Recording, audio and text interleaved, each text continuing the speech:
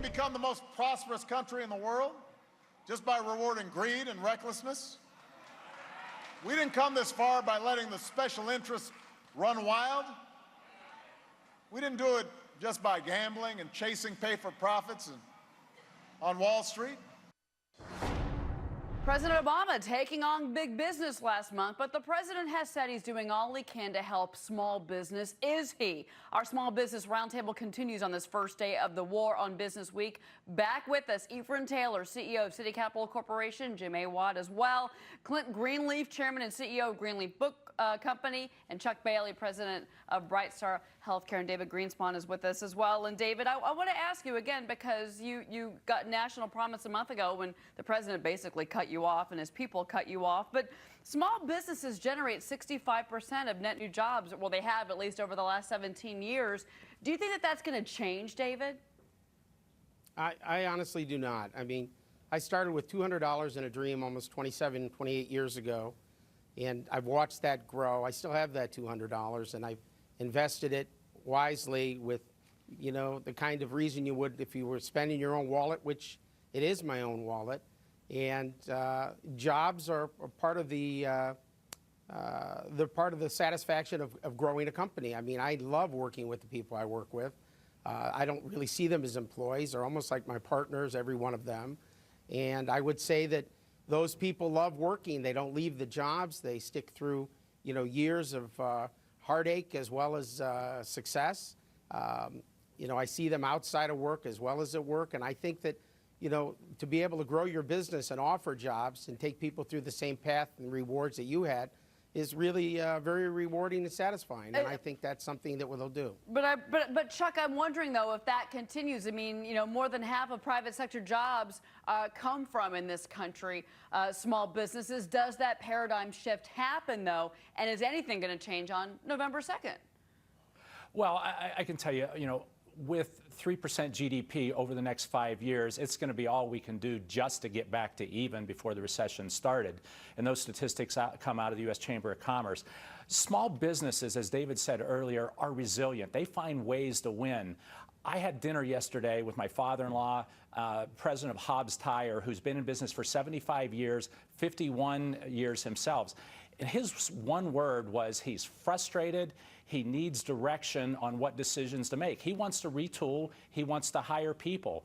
But he has to get some sense of what Washington is going to do. But he wants to move now. And I think this whole pent-up demand of wanting to hire is out there across small businesses, but they need some direction of clarity, and they'll move now. But right now, that's holding the economy back. And Clint, it goes back to the issue of uncertainty, which we keep hearing over and over when it comes to not just small business, but big business as well. And you work with a lot of big businesses in the book world who are feel attacked, frankly, by the president.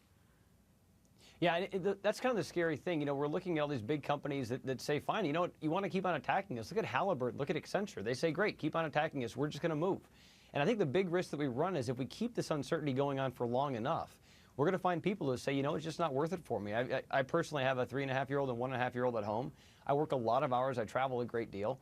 If my tax rates go up and I keep on spending so much more of my time making other people rich, it's not going to be worth it for me. And at a certain point, I say, to heck with it, I'm going to stop working hard. And we're not there yet, don't get me wrong, but that's the big risk down the line. And Jim, you know, big businesses are the ones that can feed revenue into small businesses, like Clint's, for example, and they're the ones that have really stopped in their tracks. There is no access to capital, as Ephraim pointed out. Right, and as you've heard me say in the past, thank God for the growth in China and overseas, because at least the big multinationals are getting some lift from that, but it's not helping the small businesses. And I would like to actually ask all you gentlemen, does the deficit matter? And do you think that the fear that the deficit that we're living beyond our means is affecting consumers and business people? And if so, what would you do to change it? How would you address it? Would it be spending? Would it be taxes? What kind? You know, I'll open it up for anybody who wants to talk about it. I love to jump in this one. I would probably say I'm the most cynical person on this cabinet. Come November, it's like I don't care, Republican or Democrat, who's going to line my pockets and keep me in business. When it comes to the big multinationals, you know, whoever's writing me a check, I am a business owner who is trying to survive right now. My average client, quite frankly, doesn't know what a deficit is. the average American consumer, we see the big tickers in New York City. We don't know what it is. Right now, we know that our pockets are emptier than what they used to be, and we wanted to change, not later, but right now. Real quick, let me go around the horn, David, with you. I'd like to, yeah, let me take this a step farther. Since most of my business is promotional products, you know, sadly, the majority of those are made in Asia, and they have been made in Asia for a long time. There are not many companies that want to make a 90-cent mug or make small pens and pencils anymore other than Bic, and they don't employ anybody. They put the plastic and ink in one end, and they basically take the pens out of the other. They're totally automated. Chuck? So if you, oh, I'm sorry. Yeah. Real quick, I don't have a lot of time. what I was trying to get to was the China thing. You know, China is concerned about our deficit, and therefore my suppliers are very concerned about the deficit, and they're more concerned about $1 that I make a commitment on a deal with them today to give them $100,000 being $87,000 by the time they see it 8 weeks later than anything else. And therefore, it creates uncertainty with that relationship, with costs money, you know, roundabout ways to every consumer that buys something. All right, real quick. So it's a pressure. Chuck, real quick. Yeah, real quick. Over the next 3 years, big businesses are going to make money. Small business job creation is going to be the key. That's where the jobs come from, is small business. Clint Greenleaf. 13.6 trillion is a hell of a lot of money. All right, gentlemen, thanks to all of you. Well said. I want a piece of it. Thanks to everybody on our small business panel.